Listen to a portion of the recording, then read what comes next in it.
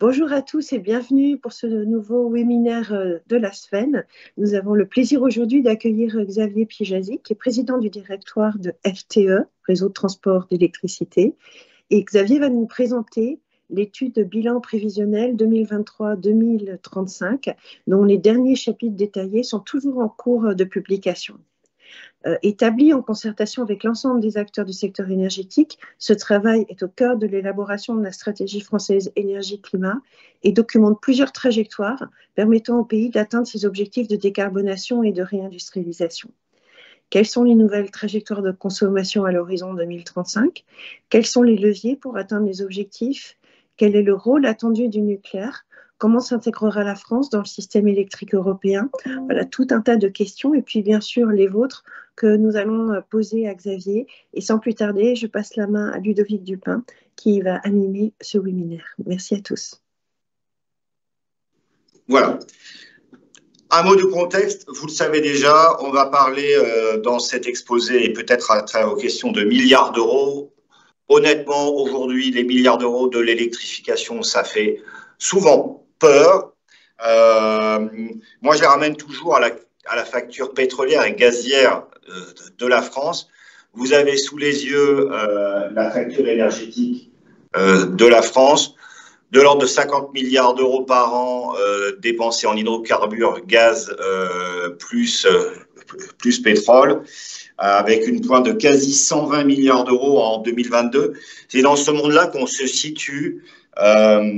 Et c'est bien ce sujet-là d'abord qu'il faut traiter par l'électrification. C'est toujours bien de commencer par là parce que ça redonne des ordres de grandeur. Lorsqu'on est effrayé par 10 milliards d'euros d'investissement, ne pas oublier que la France dépense en pétrole et en gaz fossile de l'ordre de 50 milliards d'euros en moyenne par an. Et vous voyez que lorsqu'il y a des crises comme celle en Ukraine, ça peut flamber. Et ça, c'est bien sûr des dépenses qui ne sont pas de l'investissement productif, c'est de la dépense tout court. On part aussi d'un monde où la France est...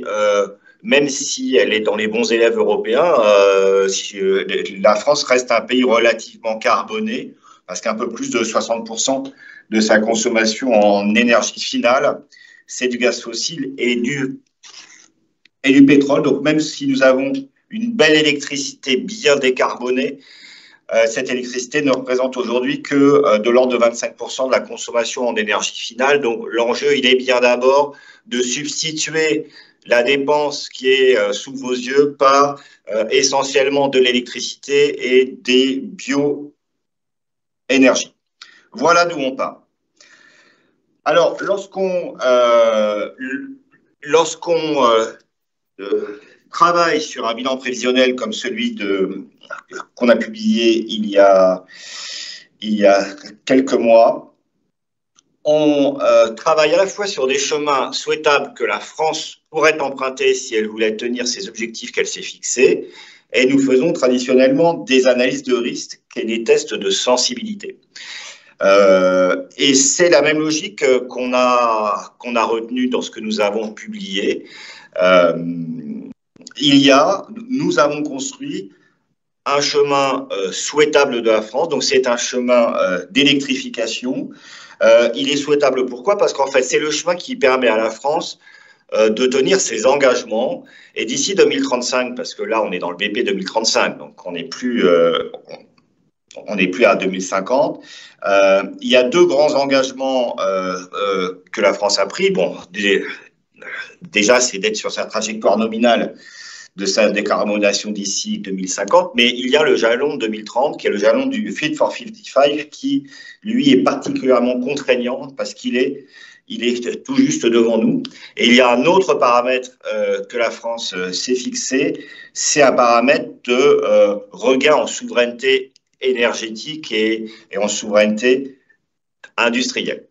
Et c'est cet exercice de nature prospective, et je vais le dire, même si le mot peut prêter à sourire parfois, dans un monde hypothético-déductif, notre scénario A, qui est notre scénario de référence qu'on appelle accélération réussie, est le scénario qu'il faudrait que la France suive si elle veut atteindre ses différents objectifs. Donc, ce n'est pas une prédiction. Ce que je veux dire, c'est que RTE ne fait jamais de prédiction de consommation. RTE travaille à des scénarios qui répondent à la question suivante. Si la France veut tenir ses objectifs de décarbonation et au cas d'espèce, le Fit for 55 et ses objectifs de réindustrialisation, alors il faudrait qu'elle s'électrifie de telle ou telle sorte. Donc ça, c'est la famille des scénarios A. Et vous voyez qu'on a fait, et vous irez voir en ligne, quelques tests de sensibilité dans ce scénario A prospectif qui sont différentes manières d'atteindre nos objectifs d'ici 2030 et de nous mettre sur la bonne trajectoire au jalon 2035 pour être au rendez-vous de la décarbonation en 2050. Dans ce scénario A, qu'on peut considérer comme souhaitable, parce qu'il est souhaitable que la France tienne ses engagements et se mette sur la bonne trajectoire, nous avons construit une trajectoire de consommation qui est centrée dans le scénario A référence à 615 TWh par an en 2035, à comparer aujourd'hui à une consommation France de 450 TWh l'année dernière en ordre de grandeur. Ça fait quand même plus 30% sur la consommation nationale. Et vous le savez parce que vous travaillez sur l'appareil électronucléaire français, c'est un mouvement qui est contre-tendanciel, il faut le dire, puisque depuis le début des années 2010, la consommation de la France est flat, stagne, voire baisse. Il y a des explications à ça, mais aujourd'hui, nous n'avons pas encore rebondi pour nous mettre dans une trajectoire haussière. Donc ça, c'est notre scénario qu'on appelle accélération réussie et qui est bien, donc un scénario hypothético-déductif. Ce n'est pas une prédiction. Et puis, conformément à notre méthode, on fait régulièrement des tests de sensibilité, donc des scénarios d'analyse de risque, en nous posant la question de que se passe-t-il s'il y a des heurts, des imprévus, etc. Et nous avons creusé deux types de scénarios d'analyse de risque. La famille des scénarios B, dans lequel la France serait en retard. Alors, il y a plusieurs manières d'être en retard. On peut être en retard sur l'électrification des usages. On peut être en retard sur la manière dont on développe nos nouveaux moyens de production d'électricité. Mais c'est des scénarios qui nous mettent en retard sur notre jalon de 2030 du Fit for 55. Et puis, on a fait d'autres tests de sensibilité qu'on a appelés mondialisation contrariée. C'est qu'on s'est demandé ce qui s'est passé dans un contexte économique qui était très, très adverse. Alors, qu'est-ce que ça veut dire un contexte macroéconomique très, très adverse?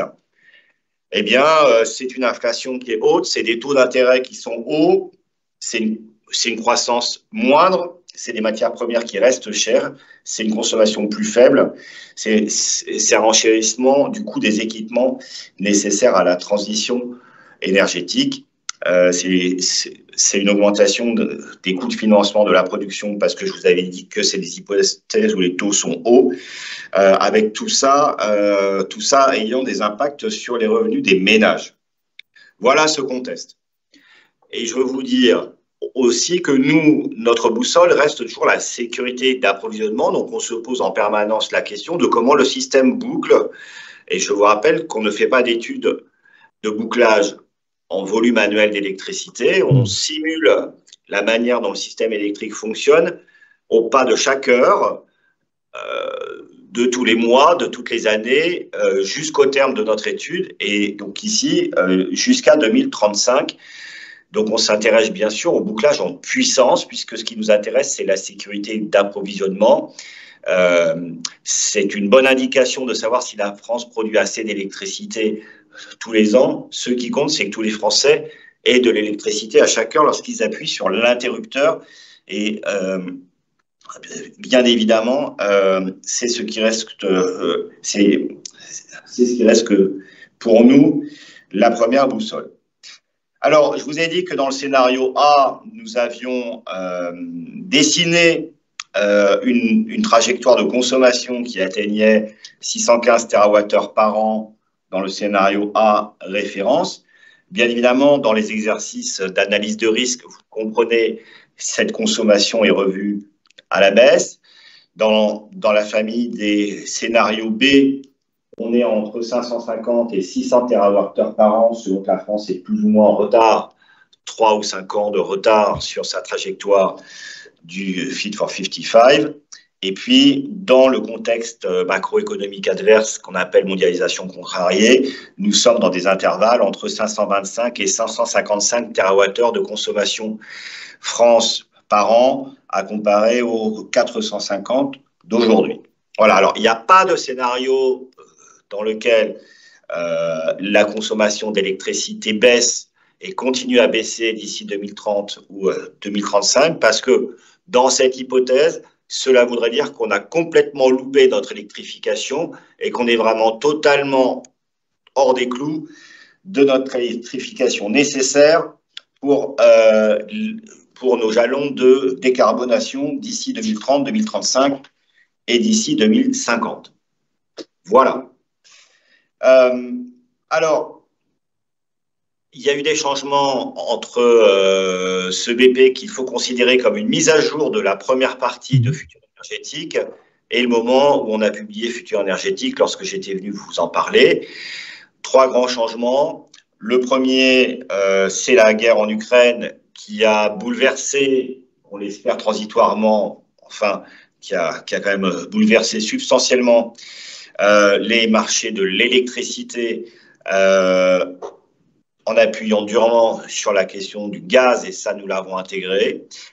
Depuis, les choses ont bougé du point de vue de la géopolitique avec une hausse à la fois du protectionnisme chinois-US, mais aussi des aides, je pense à l'IRA, mais aussi des aides de subventions massives à la Chine sur les technologies de la transition énergétique. Depuis Futur Énergétique, il y a eu le discours de Belfort et des orientations claires de la République française sur la relance du programme électronucléaire de 3e génération, et bien sûr, nous l'intégrons comme tel. Et enfin, les travaux de la SFEC ont revu à la baisse le potentiel biomasse France, substantiellement inférieur au potentiel biomasse qui figurait dans la SNBC de 2019. Et ça, c'est l'ensemble des paramètres qui nous ont conduits à faire ce bilan prévisionnel. Et il faut que vous preniez ce bilan prévisionnel 2035 comme la mise à jour de la première phase de Futur Énergétique 2050. C'est une révision, finalement, de la première période de Futur Énergétique 2050. C'est une révision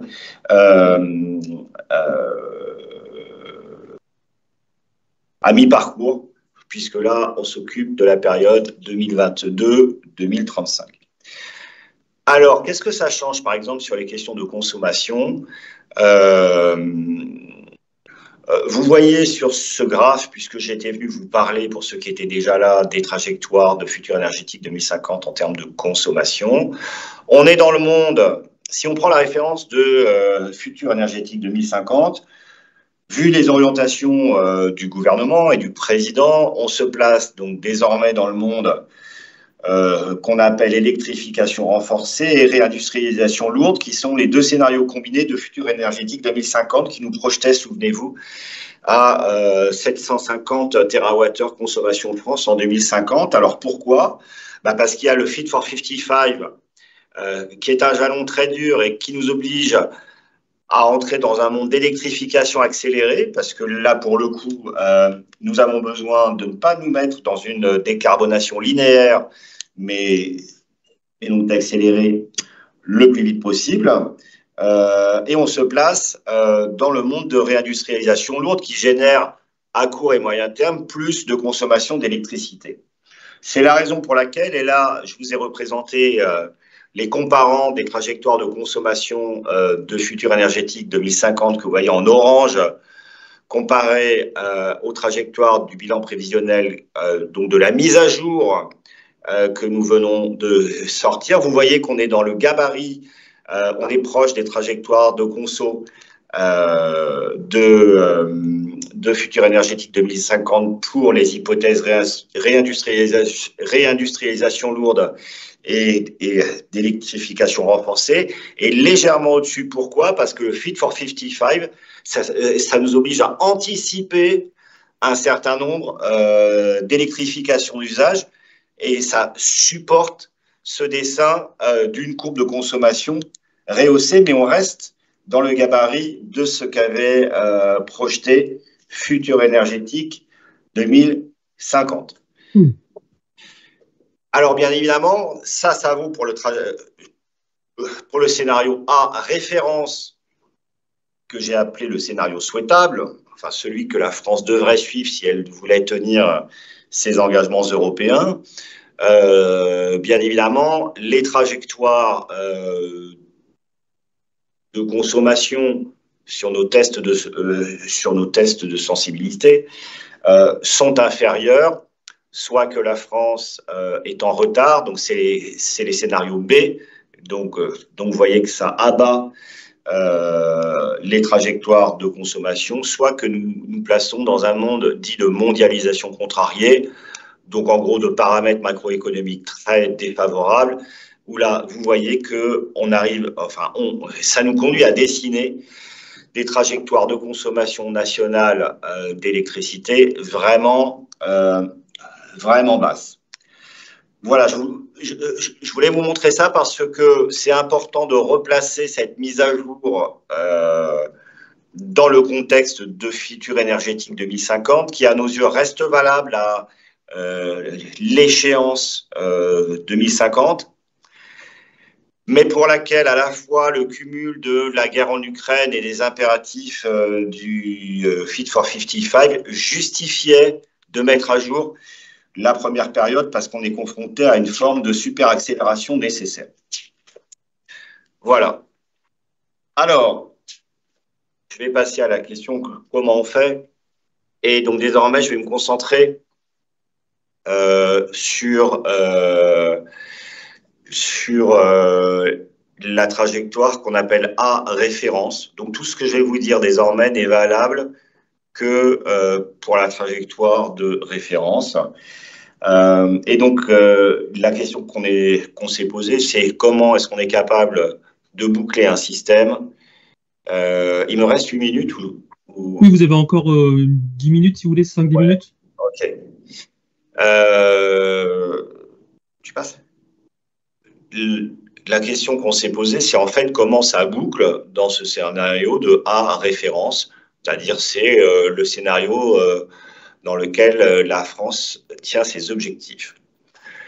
Et là, ce qu'on constate, c'est que la France ne peut pas se dispenser de travailler sur 4 leviers simultanément. On peut pondérer ces leviers, on peut en négliger aucun, parce que d'une certaine manière, on n'a plus le temps. On n'a plus le temps, et si on se place d'ici 2035, on voit qu'il faut qu'on agisse sur 4 leviers différents. Je vais commencer toujours par la consommation. Il faut qu'on active le levier de l'efficacité énergétique. Je vais revenir sur les différents volumes qu'on a discutés. Il faut qu'on agisse sur la sobriété et enfin, donc, il faut qu'on agisse sur la production, donc sur le nucléaire d'abord et puis sur la production d'énergie renouvelable. Donc, pour que ce système boucle, et là, je suis toujours dans la trajectoire AREF, c'est-à-dire 615 TWh par an en 2035, il faut jouer, je disais, sur la consommation. Tu avances. Il faut que j'accélère. Donc, nous avons retenu les scénarios suivants. 100 TWh d'efficacité. Alors, 100 TWh d'efficacité, ce n'est pas des concepts en l'air. Nous avons intégré un certain nombre d'hypothèses, notamment de rénovation thermique, qui sont moins optimistes, en tout cas, qui sont revues à la baisse par rapport aux premières données qui avaient été émises par le GPE. Mais c'est vrai que le post-efficacité est substantiel pour que le système boucle en volume d'ici 2035. Il faut le compléter par de la sobriété. Là, il y a un peu deux stades de sobriété. Une sobriété que je vais appeler de la chasse au gaspillage, qui est en fait l'hypothèse centrale qu'on a retenue. Donc, ce n'est pas un monde dans lequel l'électricité est pénurique, ce n'est pas un monde de privation, c'est le monde de la chasse au gaspillage. C'est l'hypothèse qu'on est capable de faire 25 TWh de sobriété par an d'ici 2035. Pour vous donner un ordre de grandeur, la baisse de consommation qu'on a rencontrée pendant l'hiver 23-24 était de 20 TWh. Donc, on est dans le même ordre de grandeur que la baisse de consommation qui s'est pratiquée pendant l'hiver 23-24. Il y aurait un stade de sobriété supplémentaire qui, là, est probablement un peu plus dur à atteindre, qu'on a chiffré à 60 TWh. Ce monde de la sobriété-là, il nécessite beaucoup plus de réformes structurelles. Et il y a quand même un doute sur la capacité et surtout l'acceptabilité des Français à le mettre en œuvre dans des délais aussi courts, parce que là, on n'est pas en 2050, on est en 2035. Voilà pour ce que nous avons dessiné en matière d'efficacité d'une part et en matière de sobriété. Alors, pour que ça boucle en volume, mais aussi en puissance, tout ça ne suffit pas. Bien évidemment, il faut de la production.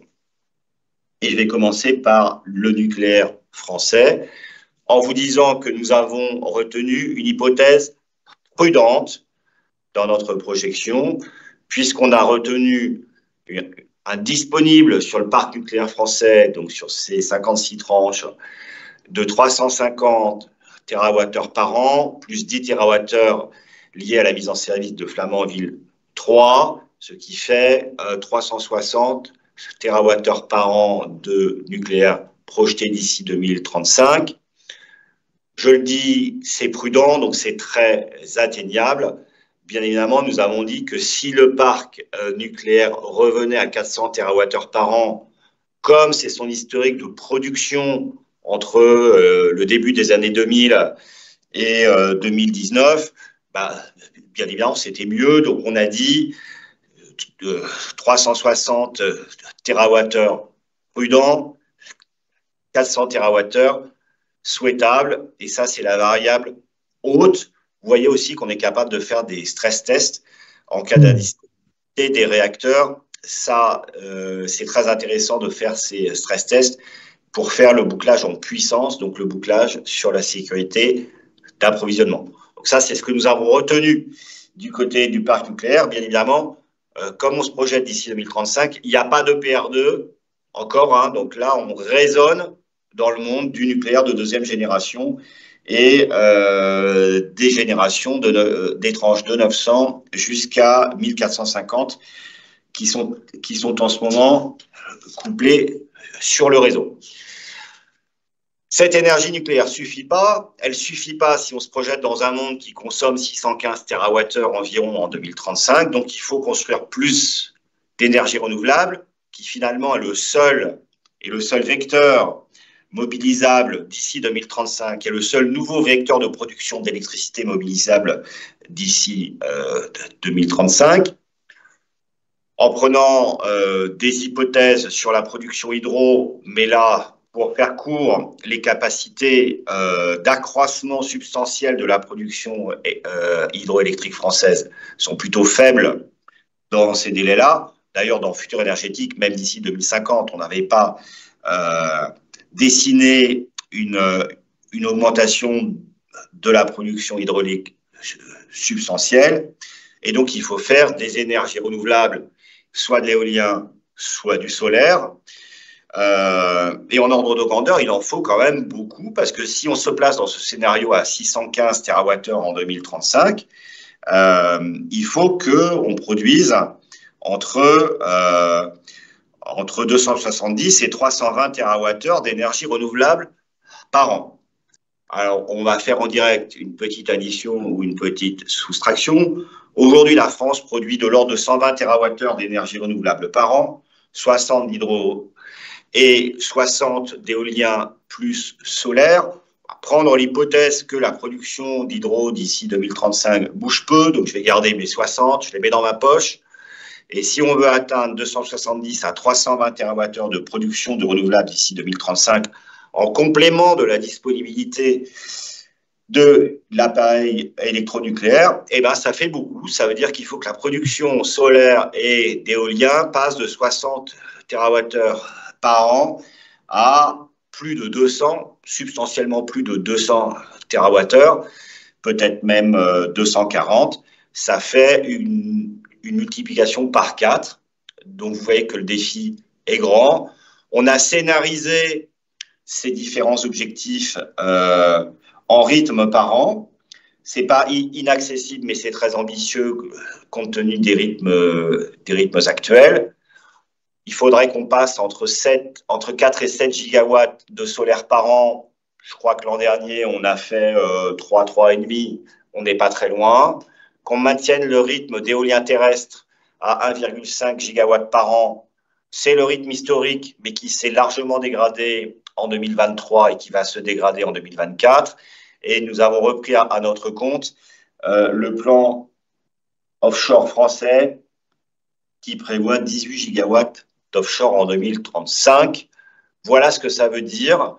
Donc, il ne faut pas être complètement effrayé parce que lorsqu'on traduit ça à la fois en milliers d'hectares au sol ou en milliers de mâts d'éoliennes, il y a des pays en Europe qui font substantiellement mieux et qui ont presque déjà ça sur leur territoire. Mais c'est vrai que à l'égard du solaire et de l'éolien, aujourd'hui, nous ne sommes pas encore sur le bon rythme sur cette trajectoire de production supplémentaire.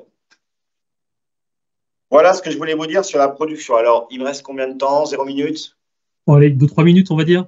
Bon, alors je vais conclure sur les flexibilités, puis après, je vous laisserai le temps de me poser des questions. Je vous invite à aller voir dans le rapport ce petit graphe très intéressant que nous avons reconstitué. Il était difficile à faire sur la question de la sécurité d'approvisionnement et des marges.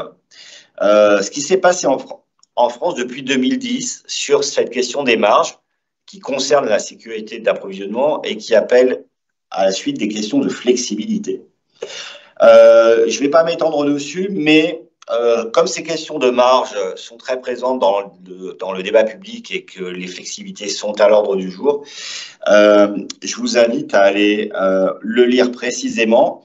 Je ne vais en tirer qu'une leçon, c'est que depuis que la crise de la corrosion sous contrainte est en phase d'être gérée, vous voyez que nous entrons dans des années où les questions de sécurité d'approvisionnement de manière globale commencent à devenir de moins en moins critiques et la sécurité d'approvisionnement est appelée à se renforcer au cours des prochaines années. Mais cela ne veut pas dire qu'il ne faut pas faire de flexibilité. Pourquoi? Parce que l'appareil électronucléaire étant ce qu'il est d'ici 2035, et bien qu'on souhaite qu'il soit le plus disponible possible, les hausses de consommation et la variabilité de la production des énergies renouvelables nouvelles appelleront à ce qu'on développe des nouveaux types de flexibilité. Et là, il y a deux mondes dans les flexibilités. Il y a le monde des flexibilités courtes et il y a le monde des flexibilités longues. Le monde des flexibilités courtes, c'est le monde pour gérer la courbe de charge dans la journée, c'est-à-dire c'est les flexibilités qui vous permettent de faire correspondre la consommation à la production solaire, par exemple. C'est les flexibilités qui vous permettent de faire des bascules jour-nuit. De ce point de vue-là, si on activait simplement plusieurs leviers, c'est-à-dire des effacements et des modulations de conso de 6,5 gigawatts aujourd'hui, cumuler l'ensemble de ces flexibilités de conso tourne autour de 3 et 4 gigawatts. Donc, on n'est pas encore à 6,5, mais on n'est pas si loin que ça. 70% des bornes véhicules pilotés avec un système 5 heure pleine, heure creuse, ou si 70% des futurs électrolyseurs étaient effaçables à la pointe en 2030, ou si on installait quelques gigawatts de batteries qui marchent bien donc avec le solaire, on est capable de gérer des flexibilités courtes et ça réduit le besoin de marge de 5 gigawatts.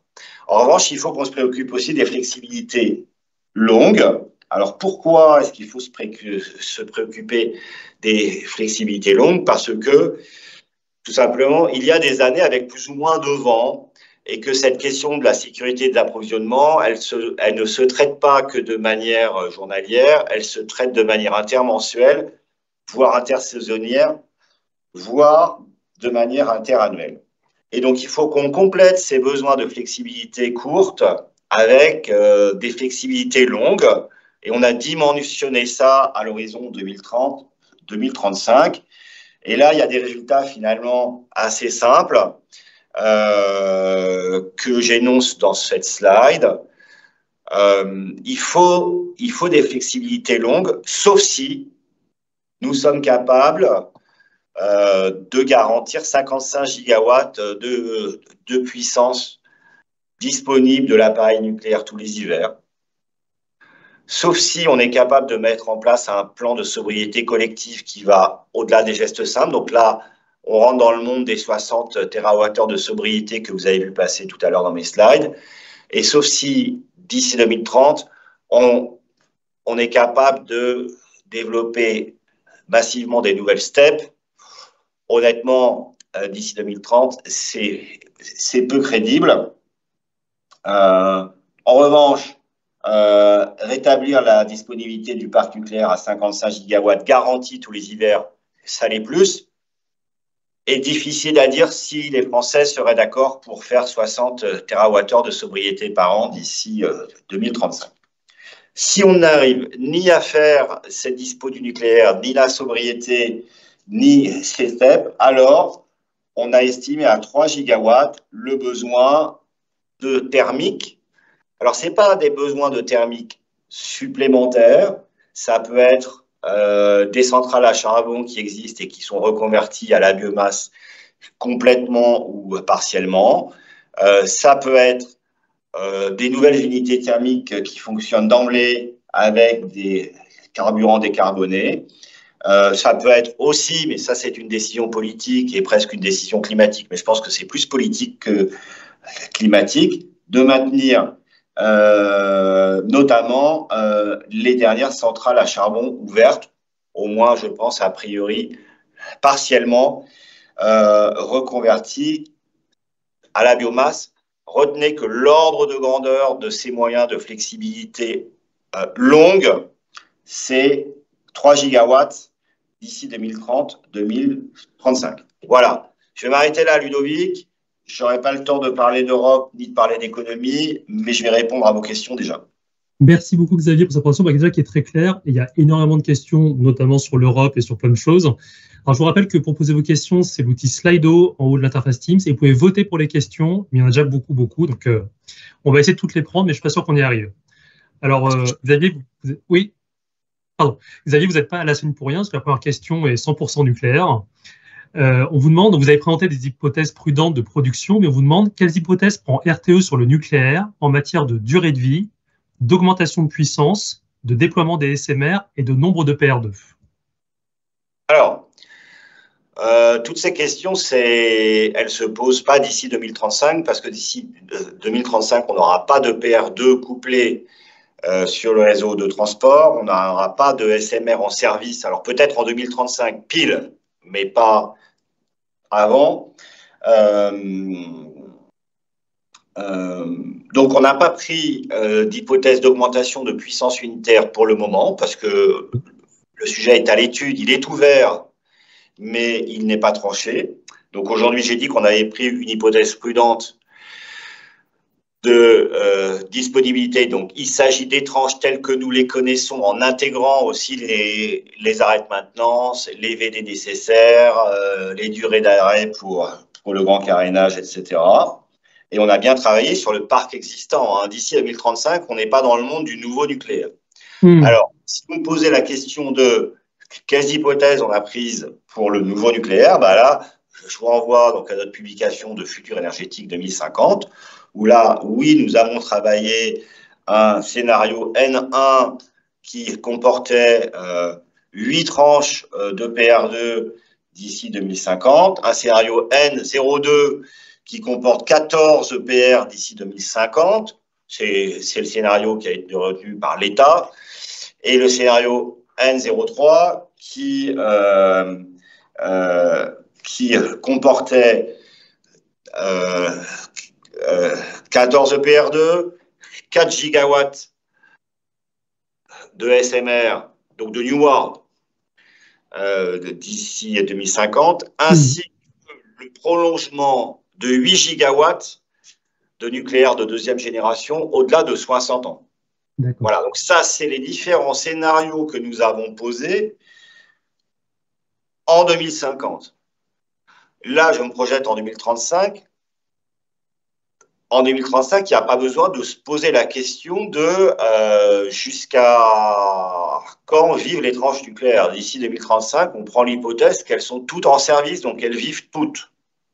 On ne se pose pas encore la question de la prolongation au-delà de 60 ans.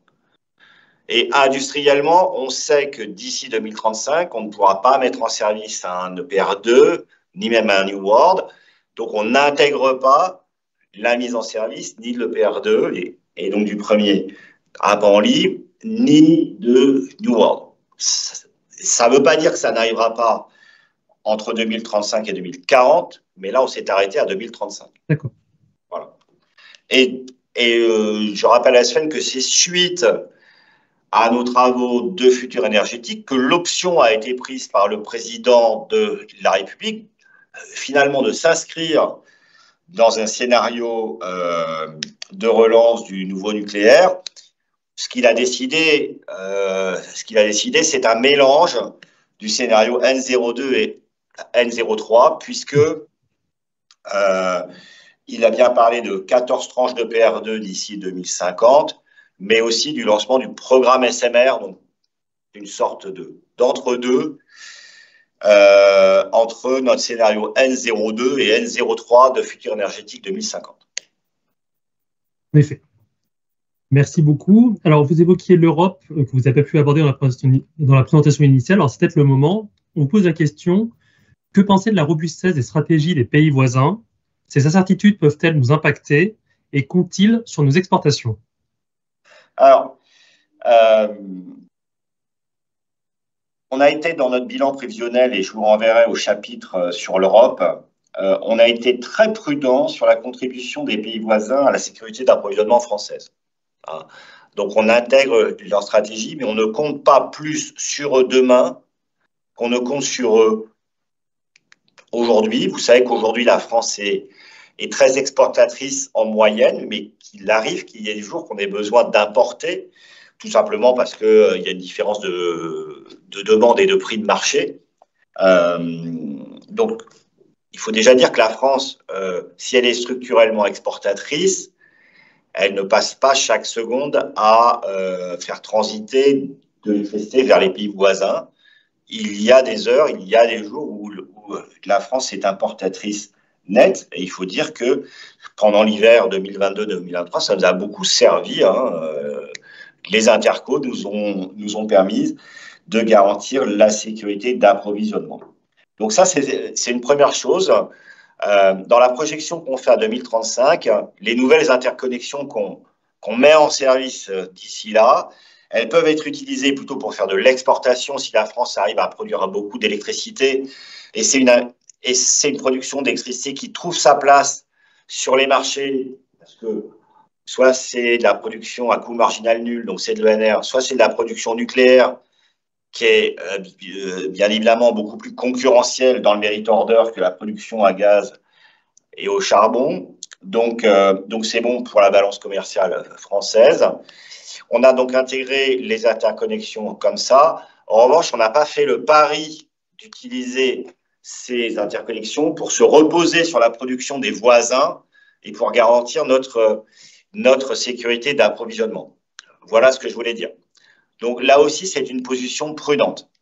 Après, on peut penser ce qu'on veut de la crédibilité des stratégies énergétiques de nos voisins. Nous, on essaye d'intégrer des paramètres raisonnables. Ce qu'il faut noter comme phénomène physique, sur les réseaux, c'est que tout le monde est en train de faire des énergies renouvelables et que il va y avoir de plus en plus, je dirais, de modes communs, c'est-à-dire de moments où tous les pays vont produire le même type d'électricité au même moment. Le jour où il fait très beau sur toute l'Europe, et bien évidemment, si les capacités solaires de tout le monde elles augmentent, bien évidemment, c'est le jour où on aura non seulement un surcroît de solaire en France, mais un surcroît de solaire en Europe.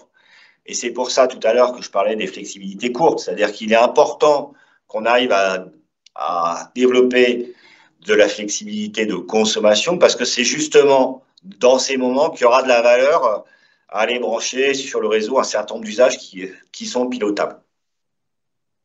Merci beaucoup. Je vais sauter quelques questions parce qu'on regarde ce que vous dites. Il y a une question qui est pertinente, qui est un tout petit peu plus loin.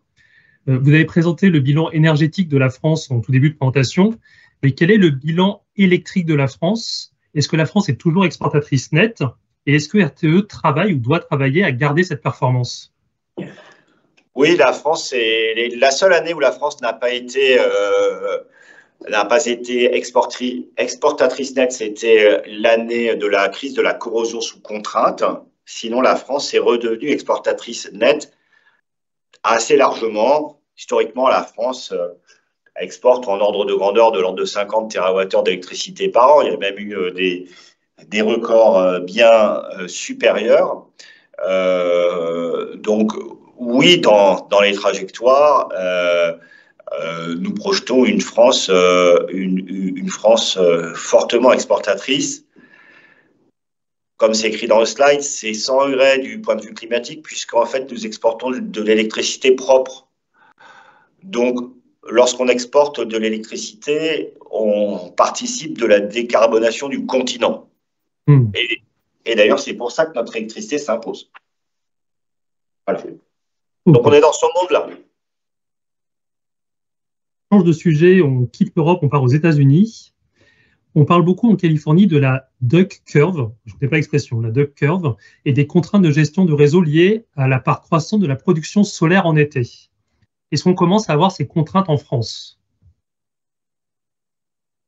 Des contraintes de congestion, je suppose que votre adhérent parle des contraintes de congestion. Oui, il y a déjà des contraintes de congestion, mais il y a déjà des contraintes de congestion sur le réseau avec la production d'éolien, mais il y a déjà des contraintes de congestion avec la consommation. Et un réseau bien dimensionné n'est pas un réseau qui est dimensionné à la pointe. Je vais prendre une comparaison que tout le monde comprendra. Vous ne dimensionnez pas l'autoroute du Sud pour le trafic du 15 août. Parce que sinon, l'autoroute du Sud serait une 2 fois 7 voies. Donc, le réseau français, il est optimisé. Et donc, il est optimisé pour accepter qu'un certain nombre de jours par an, il soit congestionné. Voilà. Alors, en France, les coûts de congestion sont très faibles parce qu'il est bien dimensionné. Notre réseau, il est, je pense, d'un facteur plusieurs dizaines moins congestionné que le réseau de nos voisins allemands qui, eux, produisent leur électricité au nord et qui la consomment au sud. Donc, une infrastructure bien dimensionnée est une infrastructure qui n'est pas dimensionnée à la pointe, qui est un peu congestionnée parce qu'en fait, ça permet tout simplement d'optimiser l'investissement. Alors, est-ce qu'il y a un enjeu de congestion du fait du solaire? Il peut y en avoir un, comme avec tout l'appareil de production. C'est vrai que plus il y a de solaire, plus il y aurait tendance à cette congestion lors de certains pics en juillet ou en août. Et nous, bien évidemment, notre boulot, c'est de bien dimensionner ce réseau pour que on puisse toujours constater un peu de congestion parce que ce sera le témoin que le réseau est bien optimisé, sans que ça pégeant la capacité de production française parce que les ENR aujourd'hui, ça participe de la sécurité d'approvisionnement. Mais pour aller jusqu'au bout, oui, aujourd'hui, nous écrétons des productions d'énergie renouvelable, c'est-à-dire qu'on plafonne la puissance lorsqu'on est en très grosse production parce que le réseau n'est jamais dimensionné à 100% de la capacité des installations de production qui sont au bout. En tout cas, pas 100% de la puissance maximale. C'est très clair. Alors, cette fois-ci, vous avez évoqué l'importance de la sobriété, le cassage de la sobriété. Donc, c'est une question sur ce sujet. Quel impact de l'arrivée de l'intelligence artificielle anticipez-vous, sachant qu'une requête d'IA consommera 10 fois plus qu'une requête normale? Alors, ça, on ne le voit pas sur la question de la sobriété, on le voit sur la trajectoire de consommation globale. C'est vrai que dans les courbes de consommation qu'on construit, nous, on travaille par empilement. Et c'est vrai que les data centers, en tout cas le monde du SI, a quand même tendance à tirer les courbes de consommation vers le haut. Je n'ai pas en tête le découpage de la consommation et la part data qu'on a dans le bilan prévisionnel, mais vous irez en ligne, vous irez dans le chapitre consommation, ça y figure. Je n'ai plus les terawattheures en tête, mais oui, nous avons revu à la hausse le nombre de terawattheures, en gros des data centers, et de l'ensemble de la puissance nécessaire pour faire fonctionner, en tout cas pour suivre la tendance des grosses capacités de calcul donc nécessaires à de l'intelligence artificielle. Et d'ailleurs, dans nos courbes de consommation, il y a quand même des postes qui, par rapport à Futur Énergétique 2050, tirent à la hausse la consommation d'électricité. Il y en a deux que vous pouvez noter, parce que ça a un peu bougé, parce que les acteurs industriels ont un peu bougé. On a dimensionné à la hausse les capacités de calcul dans les data centers, à la fois sous deux effets, le fait que l'intelligence artificielle est très consommatrice et le fait qu'il y a des textes européens qui travaillent sur les clouds et sur l'intelligence artificielle souveraine et que ça pousse les gros opérateurs d'intelligence artificielle à relocaliser leurs data centers et leurs capacités de calcul en Europe. Et ça change par rapport à avant. Hein, voilà, donc, ça fait de la consommation nationale en plus. Et l'autre secteur qui a bougé industriellement, c'est le secteur des transports lourds. Donc, à la fois l'aviation et le transport routier de marchandises. Pourquoi? Parce que en 2019-2020, le monde du transport routier de marchandises pariait plutôt sur l'utilisation à 100% de l'hydrogène produit par électrolyse. Donc, on retrouvait le poste de mobilité dans la production d'hydrogène, alors que de plus en plus de constructeurs de camions essayent d'imaginer des engins qui sont hybrides, donc avec de la recharge électrique combinée à de la propulsion par hydrogène, et ça change les rapports de consommation d'électricité. Et l'autre facteur, c'est l'aérien. L'aérien, ces dernières années, avait plutôt mal creusé l'utilisation des dérivés de l'hydrogène pour faire du kérosène, on va dire. C'est en train de changer. Voilà. Et lorsqu'on discute avec le secteur des constructeurs aériens, on voit qu'ils sont appelés à utiliser de plus en plus d'hydrogène en tant que composé chimique de base pour faire du carburant pour les avions de demain. Et ça, bien évidemment, ça tire la consommation en France à la hausse, dans l'hypothèse où une part de cet hydrogène est produit en France, et dans une hypothèse où la France est une escale, c'est-à-dire qu'elle est le lieu pour les avions pour se ravitailler. Et ça, c'est des hypothèses qu'on intègre aussi. Et ça, c'est pas les seuls, mais c'est deux gros postes. Ces deux postes de consommation qui ont un peu bougé par rapport à la concertation Futur Énergétique 2019-2020. C'est parce qu'en fait, on suit la manière dont les industriels progressent sur leur trajectoire de décarbonation. Donc, c'est intégré, oui. La question suivante est plus technique, très intéressante, plus technique. Quelle part de puissance par des groupes tournants, hydrauliques ou nucléaires, faut-il conserver pour assurer la stabilité et de la fréquence et de la tension? Ah, ça, c'est aujourd'hui. Alors, ça dépend à quelle échéance, cher ami. C'est très difficile à dire. Ouais. Il est évident que on a besoin de groupes tournants sur le réseau, au moins à très court terme. Alors, c'est pas la même question pour la fréquence et pour la tension, parce qu'en fait, la question est une question territoriale, alors que la question de la fréquence est une question un peu plus déterritorialisée, puisque c'est une question DOD. C'est difficile à dire. Aujourd'hui, les travaux sur le grid forming, qui sont la capacité de l'électronique de puissance, les travaux internationaux, hein, puisqu'on a travaillé avec l'AIE là-dessus, qui serait capable de générer de manière synthétique des grandeurs électriques qui sont fournies par les machines tournantes. Aujourd'hui, la maturité technique de ces solutions nous empêche d'imaginer un monde sans machines tournantes à court terme. En revanche, je ne peux pas vous dimensionner la part de ces machines tournantes nécessaires. C'est quand même très lié à la manière dont les énergies renouvelables vont se déployer. C'est lié au fait que tel ou tel pays choisisse ou pas de garder des technologies avec des alternateurs. La France ayant décidé non seulement de prolonger le plus possible son appareil électronucléaire de deuxième génération et de relancer un programme d'EPR, honnêtement, d'ici 2050, la question en France devrait peu se poser.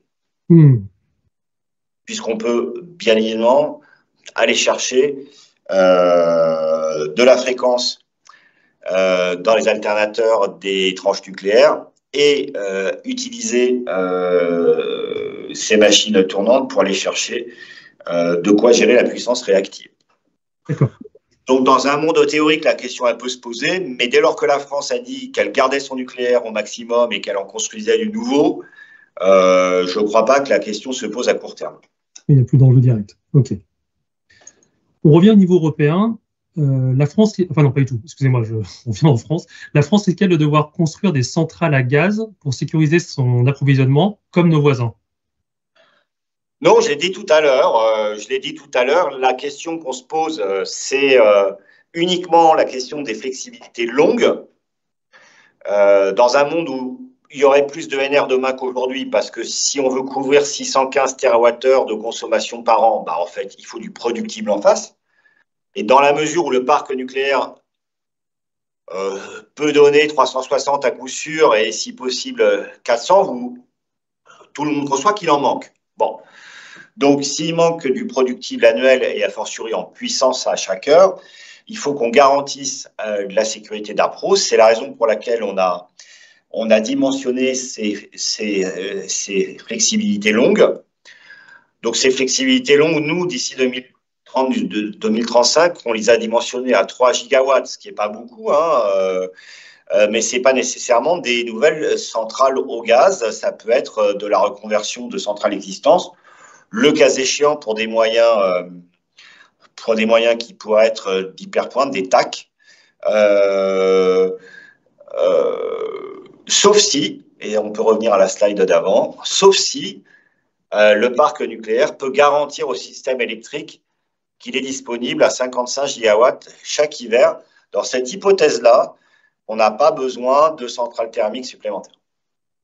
OK. Donc ça, c'est vraiment une question de disponibilité. Et là, je ne parle pas en térawattheure de productible, hein. Je parle en puissance disponible l'hiver, puisque vous savez que la sécurité d'approvisionnement, elle se mesure en hiver. Et donc, si le parc nucléaire peut garantir 55 gigawatts de puissance disponible tous les ans d'ici 2035, nous n'avons pas besoin de centrales thermiques reconverties pour garantir ces 3 gigawatts de flexibilité longue. Et si nous en avons besoin, 3 gigawatts de moyens thermiques à reconvertir, c'est peu. Je vous rappelle qu'une tranche à gaz, ça fait 0,6 gigawatts. 0,5. une tranche à charbon 0,6. Il nous reste 2 minutes, on va essayer de prendre encore 2 questions, et puis pour vous libérer. Alors, la question suivante, c'est préciser, c'est post-2035. Est-ce que RTE est en mesure de donner des recommandations sur les bassins de consommation où on pourrait considérer d'implanter des SMR ou des AMR? Alors, il y a des lieux où il serait utile qu'on implante des moyens de production, essentiellement d'ailleurs pour des questions réseau, notamment pour le plan de maintien de tension. Par exemple, dans le sud-ouest. Dans le sud-ouest, lorsque les tranches de Blayais ne marchent pas et que les tranches de Golfech ne marchent pas ou pas complètement, nous avons des gros problèmes de tension haute l'été. Donc, il y a une valeur à répartir des machines de ce type-là pour des questions de maintien de tension.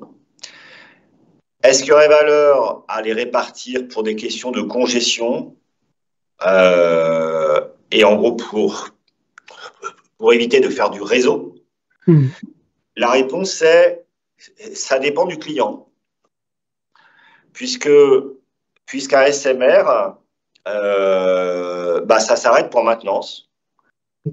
Un SMS, ça s'arrête pour rechargement de combustible.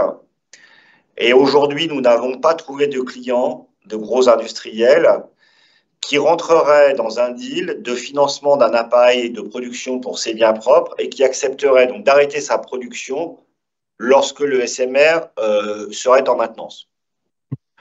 Donc, ça veut dire qu'aujourd'hui, tous les gros industriels veulent du réseau à leur pleine puissance de consommation. Ça ne veut pas dire que ça ne peut pas nous être utile pour des questions de congestion, donc d'intensité dans les lignes. Ça ne veut pas dire que ça n'est pas utile d'aller implanter des SMR ici ou là à l'endroit de grands postes de consommation. Mais l'idée selon laquelle ça nous dispenserait de faire du réseau, aujourd'hui, elle n'est pas très avérée puisqu'il n'y a pas de consommateurs industriels qui prennent le risque finalement de dépendre d'un seul moyen de production et donc d'accepter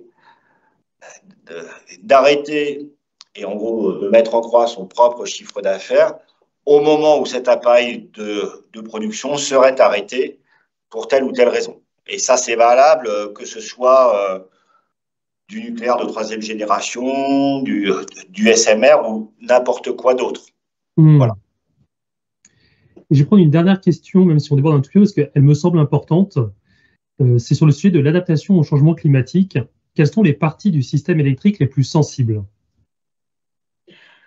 Alors, le système électrique, ce n'est pas le réseau. Hein. Le système, c'est ce qui est derrière la prise de courant. Donc, on est bien d'accord pour dire qu'il y a la distribution, le transport et la production. C'est assez difficile à dire. Il y a beaucoup de points qu'il faut creuser. Probablement que du côté de l'appareil nucléaire, le plus sensible, c'est la question du recours à l'eau, c'est-à-dire de sa disponibilité et de son réchauffement. Donc, ça influe sur la nature de l'installation, mais aussi sur leur localisation. Du côté des réseaux, le principal enjeu, c'est les enjeux de dilatation, c'est-à-dire que dans un monde où il y aurait énormément de bulles de chaud qui seraient combinées à des vagues sans vent, bien évidemment, le refroidissement naturel des câbles, il est altéré et donc ça limite notre capacité à faire transiter dedans de l'énergie, hein, puisque dans ce cas-là, on cumule l'effet Joule et l'effet chaleur et l'effet absence de vent sur les câbles. Après, il y a des enjeux de résilience des équipements aux vagues de chaleur, comme les boîtes de jonction sous les trottoirs. Ça, c'est plutôt des questions de distribution, des questions d'équipement dans les postes électriques. Moi, je dirais que de manière générale, il y a vraiment un sujet donc d'interaction avec les usages de l'eau d'un côté. D'ailleurs, c'est pas valable que pour le nucléaire, c'est aussi valable pour l'hydraulique. De manière très importante, parce que là, il y a d'autres conflits d'usage avec l'agriculture notamment. Et du côté des réseaux, c'est vraiment des questions mécaniques liées soit à des conséquences sur des variations de gradient de température, soit des effets de dilatation. Ces sujets font partie de nos plans résilience. Hein. C'est des sujets qu'on étudie, on investit chez RTE sur ces questions de lutte contre la dilatation des câbles. Et on a un plan résilience hein, dans notre stratégie renouvellement pour lutter contre ces éventuels effets demain de cumul de bulles de chaud et de pas de vent. Et donc d'intensité maximale, puisque je vous le rappelle, le bon dimensionnement d'un réseau de transport, c'est d'être utilisé au maximum de sa capacité et donc par définition de pouvoir y faire transiter le maximum d'intensité possible. Je me permets de parler grandeur électrique parce que je suis devant des connaisseurs. Bien sûr. Ça fait plaisir. Mais écoutez, M. Pejadic, il nous reste encore 16 questions, donc il faudra rester jusqu'à 15 heures, donc on va devoir arrêter là. Mais on vous réinvitera très vite pour d'autres thèmes. Merci beaucoup pour votre temps et votre présentation. Je vous en prie, à bientôt la semaine. À très bientôt. Au revoir. Merci à tous pour vos questions et votre participation. Au revoir. Au revoir à tous.